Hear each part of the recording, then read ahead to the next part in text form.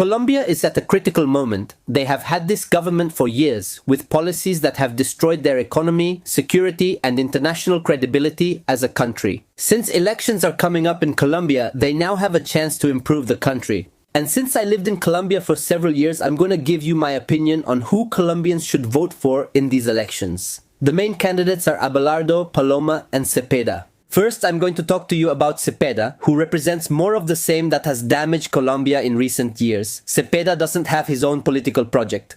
His only political plan is to be the continuation of Gustavo Petro. And if he is the continuation of Petro, that means Colombia is at risk of falling into even deeper ruin. In a few moments, I'm going to tell you about meeting Gustavo Petro when I was a teenager, and you'll understand something about these socialists, but let's keep analyzing in the video. Going back to a more rigorous analysis of Ivan Cepeda's ideology, Cepeda is a guy who grew up and was nurtured by communism. Cepeda doesn't hide that his goal is to take Colombia to a situation like Cuba's and Venezuela's. His communist vision is dangerous because they believe that if there are poor people, they can stay in power. But he sees anyone who gets ahead as a bourgeois an enemy of the country. Do you understand what consequences that can have for a country's development? Cepeda is a candidate who divides the country, who polarizes. The guy stigmatizes the hard-working people of the country. Cepeda is a friend and defender of the narco-guerrillas who have destroyed the country for decades. And I don't have to tell any Colombian about the suffering you have endured.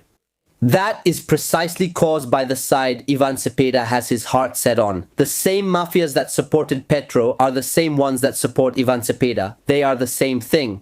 And the worst part is when Ivan Cepeda justifies the crimes that happen in Petro's government, he calls them just an invention of the oligarchy. On a more personal note, he considers Israel to be a genocidal state, which is a deadly lie.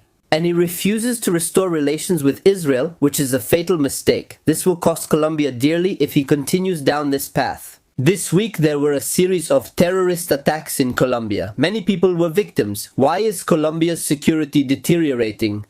And it happens to be the echo. When diplomatic relations with Israel are cut off and Israel provides security to Colombia, could it be possible that Colombia has become more vulnerable? Because now it's not getting the defense services that Israel can provide, and that it provides to everyone who needs them. Well, we talked about Cepeda. Now what about these two options? Who should you vote for? Should it be Paloma or Abelardo? I'll give you my opinion. Paloma is admirable. She has been involved in fighting anti-Semitism, even though, unfortunately, she chose someone who actually thinks the exact opposite as her second in command. So, now I want to introduce Abelardo to you as the alternative who stands in absolute contrast to Cepeda. Abelardo is a center-right leader and is, you could say, one of the best lawyers in all of Colombia. He has a deep knowledge of criminal, administrative, civil, and constitutional law. And this guarantees that he won't fall for deceptions and opportunism. He is not going to create a constitution. A new constitution, which is one of the great dangers posed by the continuation of Petro. You know, the whole issue of the Constituent Assembly and all this controversy that could lead Colombia to become a new Venezuela. With Abelardo, that scenario doesn't exist. Abelardo is a truly candidate, truly independent of the traditional parties. He doesn't take money from businessmen, much less dirty money. He manages his own campaign, and that's why Abelardo doesn't have to repay political or financial favors to anyone. Much less with ties to terrorist organizations and mafias like in the other case. And in general, Abelardo is a defender of values like family integrity, a defender of mothers and children. But what I like is that he doesn't sell ideas that are impossible to carry out for the most vulnerable, like all the socialists promise. Abelardo has a real plan, what can actually be done. And by the way, that's the reason why the entire left votes for the socialists. Because the socialists can promise money, and there are no real plans for the kind of utopias they offer. And that's why countries end up collapsing economically, and security is a consequence of that. With Abelardo, there are plans, they're structured. Also, and unlike Cepeda, Abelardo is not alone. He has world-renowned experts who are with him to help move the whole country forward. For example, to ensure that Colombia can recover, Abelardo chose Dr. José Manuel Restrepo. He was a university dean, a university professor, and is recognized worldwide in international banking. This Dr. Restrepo, aside from any personal opinions you may have, was someone who in fact helped Colombia recover from what happened during COVID-19. And in general, Abelardo's economic vision works by removing bureaucracy, by cutting unnecessary embassies. In other words, a model very similar to Argentina's, cutting unnecessary government expenses. And this is great because that's what really hits corruption hard. That's the real evil. It has drained Colombia throughout its history. Regarding Colombia's internal security, he has already said it, Abelardo, zero negotiations with those behind the failed peace agreements, which have only helped the guerrillas get stronger, as we've seen in recent days. He has also said that he will put special emphasis on Colombia's healthcare system, which is one of the most neglected, most abandoned sectors, and is vital for the population.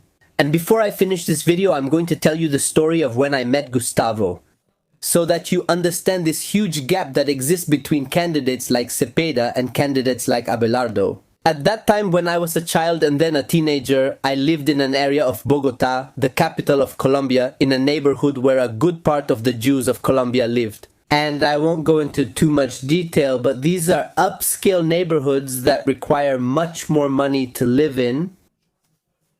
In other words, it was an area with higher taxes, more expensive rent, and higher property values because it was the neighborhood where people with a higher economic status lived. And I remember that when I went to my friend Joel's place, there was a famous singer living in his building. Her name was Marble, and she sings Colombian music. And in the building, also in the same building, do you know who lived there? None other than Gustavo Petro. He lived in the building that they criticize so much. The oligarchy, the bourgeois, them. Petro, Cepeda, although I think Cepeda lived in his girlfriend's apartment and he basically lives off what his girlfriend pays for. I don't know about that, I don't care, but Cepeda was there. In the same building as the elite, as they call it, the ones they criticize so much. And I remember several times seeing Petro leave, his bodyguards, all that noise, all that show they put on. And in one of the most prestigious areas, the most prestigious area in the country. You understand the inconsistency of everything I'm telling you. People who have a narrative, but in the end they do the opposite. They say that the rich are bad and all that. And in the end, they live like rich people. And how do they do it? Did Petro or Ivan Cepeda ever start a business? Did those two ever work during their lives to be able to afford to live in places like that? No. They achieved that privileged status at the expense of very good people all over the country, who give to the country and contribute to the country with their taxes, so that it ends up being taken by people who are leading the country to ruin. And well, in another video I'll also tell you about when I met Juan Manuel Santos. He was the Minister of Defense when I was a kid there, and then he became the President of Colombia. He was also in our neighborhood. He lived next to a friend of mine, at whose wedding I'll be a witness soon, but I'll share that story another time when it's relevant to Juan Manuel Santos. For now, and going back to the topic of Abelardo's advantages, and this is on a much more personal note, but I think it's completely rational.